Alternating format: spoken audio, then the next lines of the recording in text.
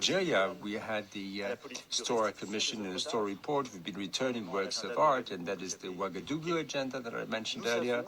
So over the past few years, we've really changed things around. We have a new approach. France has been looking at its past, has taken a hard look at its past and tried to have a scientific, historiographical approach, an uninhibited approach, and we'll be doing the same with Cameroon. We have historians working there as well. But in my capacity as President of the Republic, born after decolonization in the continent, where 75% of the population is under the age of 25, the dialogue with Africa can be held hostage to a form of post-colonial Pan-Africanism with turning us into the new imperialists.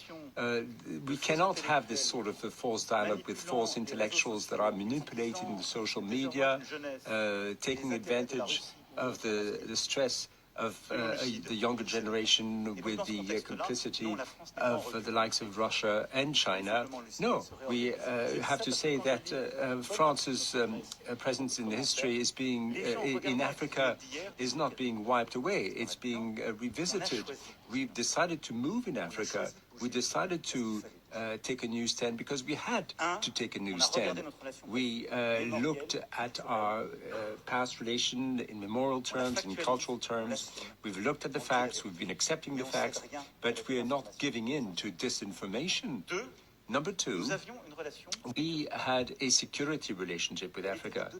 It was a dual relation. Part of it was our commitment against terrorism ever since 2013. We've been fighting alongside Africa. We did the right thing. Nobody said thank you. But of course, thanks will come later. I'm well used to this. Ungratefulness is unfortunately a human disease. But believe you me, we had it not been for our French servicemen, some of whom actually give up their lives for this combat. Many of these countries, many of these governments would have been overrun. Wherever you have coups, where new governments saying our priority is no longer fighting terrorism, but this or that, well, then France had nothing to do because we cannot be the second knives of the purchased of these new dictators. Otherwise, we would have been holding our own post-colonial discourse, because in French-speaking Africa, there was a history, we had a military presence, but of course, that was no longer justified. That was not France's presence. The interests were no longer there, and instead of being recognized for what it was being used against us.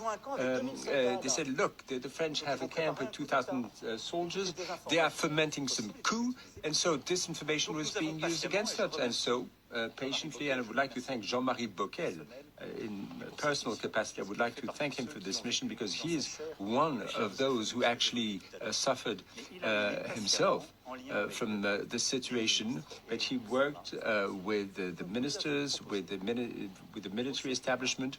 And so what we told the African heads of state was that we should reorganize. Because we are being polite, we let them make the announcement first. But just because we're being polite and reorganizing, we shouldn't be construed as us being kicked out of Africa. In fact, many of these countries didn't want France to leave, didn't want to even... You heard him clearly. Can we call this damage control? I don't understand this, because he said they are ungrateful. The countries where he had military bases are ungrateful after everything they did for them, not even thank you. And then again, he said they were not kicked out. They are reorganizing. Also, they can decide not to move. Like, can you impose yourself on a sovereign state? No. So the whole thing is, okay, disinformation was used against them. Really?